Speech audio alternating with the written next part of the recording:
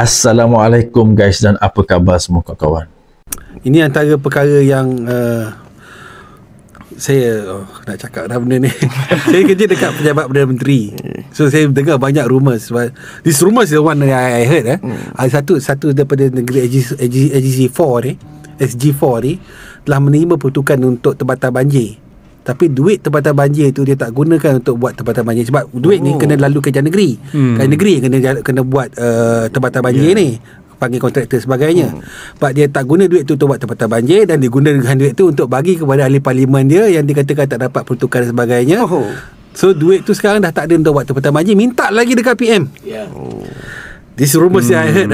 Dan sekarang ni PM marah lah. So sekarang ni macam bagi tak amanah lah.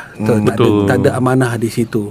Apa yang menariknya, beliau menuduh peruntukan untuk tempatan banjir dan beliau tidak sebut negeri mana. Cuma beliau sebut SG4. Sama ada Kelantan, Terengganu, Kedah ataupun Perlis. Tetapi umum tahu, bila sebut tempatan banjir memanglah menjurus kepada Kelantan. Okey.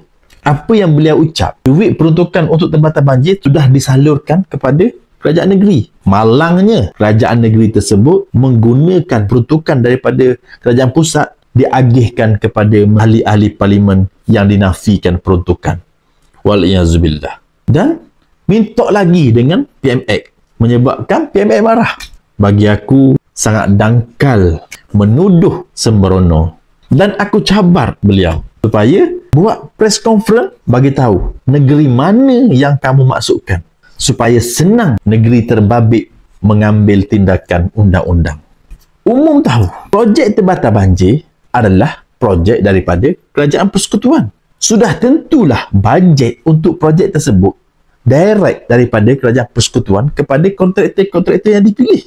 Untuk tempatan banjir keseluruhannya, sebenarnya projek yang sedang berjalan fasa 1 di Sungai Golok dengan nilai 824 juta. Yang ini pada tahap masa ini lebih kurang mengikut jadualnya 77%. Manakala projek penggunaan lembagan sungai bersepadu Sungai Golok fasa 2 masih dalam peringkat tender dengan nilai 879 juta ringgit. Untuk projek lembagan sungai bersepadu Sungai Golok fasa 3 400 juta 430 ribu. Yang ini pun sudah pun melalui tender. SST dijangkakan dalam bulan ini ataupun bulan depan, menunggu kelulusan daripada MOF. Ada lagi pembuatan pelan induk rancangan tempatan banjir lembagan Sungai Melur Kelantan. Yang ini lebih kepada kajian. Yang ketiga ialah projek penggunaan lembangan sungai bersepadu Sungai Kelantan dengan nilai 669,986,700 ringgit. Ini fasa pertama. Yang ini dalam pelaksanaan lebih kurang 92% sudah pun siap.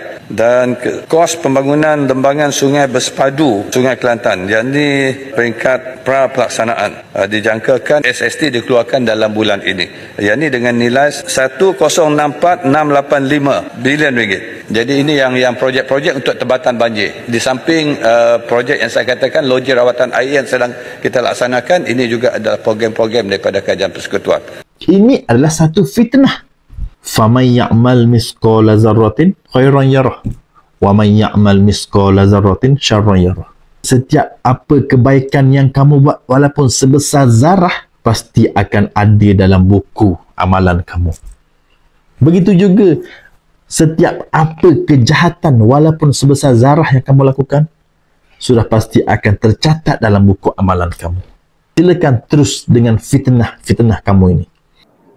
Boleh dia buat kenyataan bahawa projek tempatan banjir yang kerajaan pusat bagi kepada kerajaan negeri, dia kata kerajaan negeri menyalahgunakan, iaitu dengan mengambil peruntukan ini diberi kepada ahli-ahli parlimen.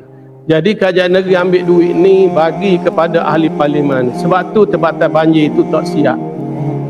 Jadi saya nak jelaskan, ini fitnah, ini bohong.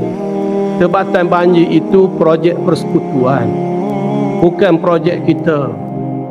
Dan dari segi tawaran kepada kontraktor juga dibuat oleh kerajaan persekutuan. Pembayaran kepada kontraktor juga dibuat oleh kerajaan persekutuan, tidak melalui kerajaan negeri. Jadi janganlah kita sebar benda-benda bohong. Ingatkan, di bulan Ramadan ni, syaitan dah kena belenggu nak bercakap benda yang elok-elok. Tetapi syaitan yang berupa manusia ni masih lagi berleluasa menambah fitnah di mana-mana. Waliyazubillah. Apa komen anda?